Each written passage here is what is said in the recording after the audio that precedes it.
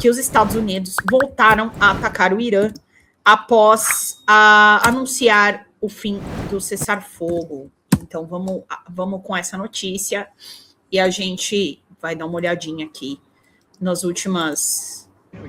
nesse vídeo aqui. Bora lá.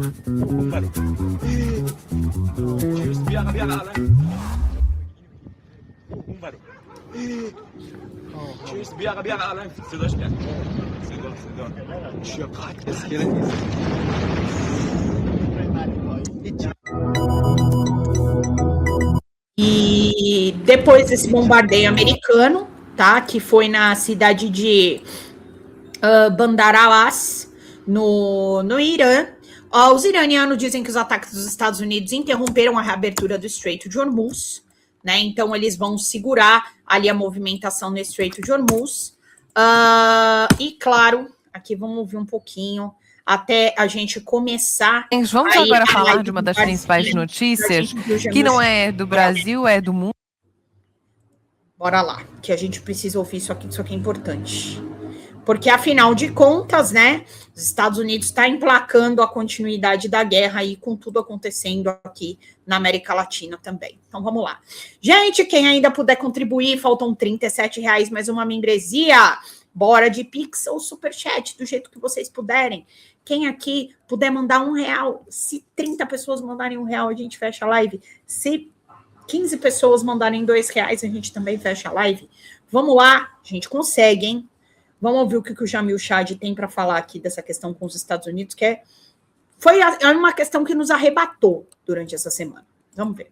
Jamil, é impressionante como nós temos que nos ater aos números oficiais, inclusive do governo dos Estados Unidos, do comando, do exército, mas precisamos olhar para os números, para os dados, para a ciência, para saber o que está acontecendo, porque se dependermos de declarações oficiais do presidente dos Estados Unidos, nós ficamos às cegas. Joana, bom dia, Felipe. De fato, não só nós, jornalistas, mas o mundo, né? Eu tenho conversado com embaixadores de vários países e todo mundo quer saber. Afinal de contas, esse cessar-fogo existe? Não existe? Acabou, como o Donald Trump disse ontem. Edith, beijo, obrigado! Está em vigor e isso é só talvez um desvio? A negociação existe ou não existe? E aí você tem toda a razão, Joana, quando você coloca, claro, que essa palavra dessa autoridade máxima dos Estados Unidos já não gera qualquer tipo de credibilidade. Vamos ver, olha, ontem ele disse o seguinte, não, o cessar-fogo estava encerrado e que não valia nem a pena continuar negociando, que chamou os iranianos de todas as palavras possíveis, claro, tentando dizer não há nenhum tipo de credibilidade do outro lado. Hoje, ele diz o seguinte, que ele ainda quer um acordo, né? Essa é a frase que ele disse hoje, que ele ainda quer um acordo, ele não sabe se vale a pena negociar, mas ele ainda quer um acordo e que, claro, os seus negociadores estão em contato com os iranianos. Então fica aquela dúvida, aonde entra a lógica, aonde entra, como você colocou, a informação de fato. Então é muito complicado, realmente tem sido muito complicado, insisto, não só para nós jornalistas, mas para, inclusive, os demais países, aliados ou adversários de Donald Trump. Vamos aos fatos, ou pelo menos os fatos anunciados pelos dois governos, pelo Irã e pelo governo norte-americano. O governo norte-americano disse que esta última noite foi a segunda noite de ataques contra o Irã e 90 alvos diferentes foram atingidos. O governo iraniano diz duas coisas. Primeira delas, além desses militares que você citou, outros civis também morreram, no total de 14 pessoas nas últimas 2 noites. E o Irã também anuncia que retaliou ou voltou a atacar interesses americanos, bases americanas no Catar, no Bahrein, no Kuwait e na Jordânia. Ou seja, a guerra voltando a se expandir. Insisto, com uma dúvida central. Isso é o fim, de fato, do cessar-fogo? Vamos ter, de fato, uma guerra declarada pelos dois lados, como aconteceu desde o dia 28 de fevereiro, ou nós teremos algum tipo de, eu diria, volta à mesa de negociação, agora com uma nova realidade militar em campo. E aí, Jamil, essa nova realidade militar, né? Vou me lembrar de uma conversa que nós tivemos no famoso, fatídico 3 de janeiro, quando Donald Trump mandou o pessoal buscar Nicolás Maduro na Venezuela, e a gente discutia a questão de uma nova geopolítica, uma nova ordem mundial nascendo, né? E o Donald Trump, assumidamente, né? E a gente conversou com muitos especialistas naquele momento, ele tem aquela doutrina da negociação do cara do businessman, né? Porém, a geopolítica, a diplomacia não conhece esse tipo de conversa. E aí a gente tem que entender, né, que Donald Trump não existe apenas ele, não existe apenas os Estados Unidos, não existe apenas o Irã. E tem todo um planeta envolvido esperando isso acontecer, né? E aí eu fico me perguntando, né, Jamil, tenho certeza que você também, quem está nos acompanhando também. E agora? Porque na segunda-feira a gente acordou de um jeito. Hoje a gente acorda de outro. Amanhã não sabemos. Copa do Mundo para os Estados Unidos já acabou, então acabou a distração. E aí?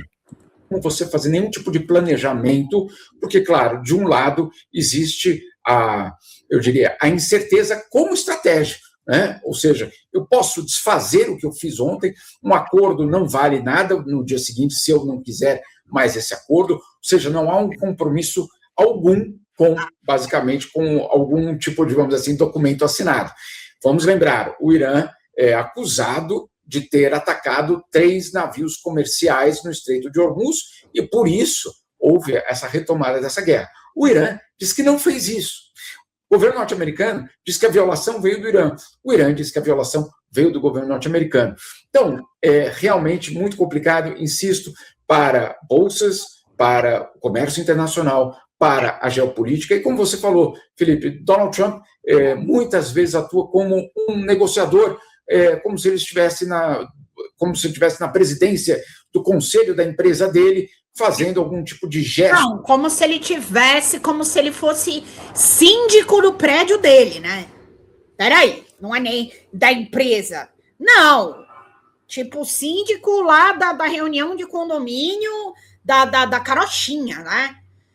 Porque, literalmente, ele reiniciou uma guerra, ao que eu ouvi os analistas políticos dizendo hoje, ainda não se sabe qual vai ser a capacidade de retaliação do Irã, não por uma questão de falta de armamentos ou qualquer outra questão nesse sentido, mas de que qualquer retaliação vai ser aí a continuidade desse conflito e da quebra total de uma possibilidade do tal acordo, né? Então, do cessar-fogo. Então, existe aí essa questão. Então, se o Irã retaliar, quebra-se a possibilidade, então, de sentar para continuar essa moderação do momento ali no Estreito de Hormuz, mas, ao mesmo tempo que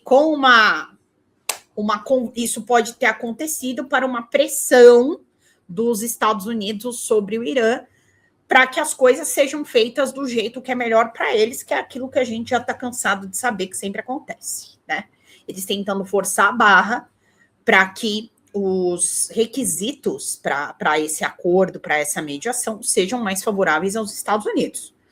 Então, vocês lembram desses navios comerciais que foram aí deflagrados diz os Estados Unidos, né, que foi pelo Irã, realmente teve esse bombardeio, porque eles teriam também rompido, né, porque o Irã simplesmente não ia lá. Tem a questão do Líbano também, né, de que não parava, os ataques no Líbano não paravam, aí ficava aquele negócio, tá no acordo, não tá no acordo, o Líbano. Então, é toda uma confusão que agora eles vão precisar ou sentar na mesa de mediação ou, conforme a retaliação que o Irã pode ou não fazer, isso leve a uma continuidade desse conflito que se dava aí como pausado, vamos colocar dessa maneira, né? Comercial, atacando, assediando ou buscando algum tipo de vantagem específica, sem considerar justamente que o mundo é muito mais complexo, que os seus outros parceiros estão todos tentando acompanhar e entender o que está acontecendo. Nós estamos, e talvez esse seja a grande marca do nosso tempo, nós estamos vivendo a era da incerteza por vários elementos, pela questão climática, pela questão tecnológica e tantos outros, mas também por conta do líder da maior potência militar do mundo não cumprir absolutamente nenhum dos acordos e nem mesmo a sua própria palavra. Fala, galera da Folha TV, não se esquece de se inscrever aqui no nosso canal para assistir programas como Folha Notícias Manhã, Folha Notícias Noite, o nosso Folha Entrevista e o nosso Barzinho das Meninas. Muitas coisas bacanas a gente acompanha por aqui e a gente precisa muito, muito do apoio de vocês para nosso trabalho jornalístico, investigativo, de curadoria de conteúdo, com vocês ajudando no nosso Pix, folhademocrata@gmail.com, ou mandando superchats, valeu demais, e os recursos financeiros, tornando-se membro do nosso canal, no nosso curso de jornalismo básico, para você ficar muito bem informado a respeito de tudo. Queridos e queridas, muito obrigado pela presença de todos vocês. Vida longa e próspera. Cuidem-se, cuidem dos seus, e não esquece de se inscrever aqui na Folha TV. Até mais!